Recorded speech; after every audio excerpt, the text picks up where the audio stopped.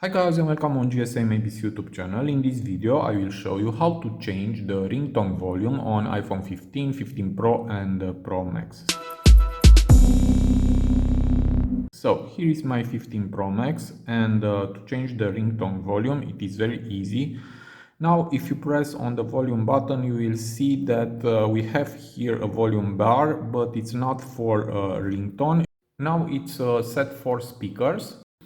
But to change the ringtone volume, just go to settings and here tap on sounds and haptics. And here we have ringtone and alerts. You can change it from here. You can increase or decrease the ringtone volume. It is very easy. And also you can check change with buttons.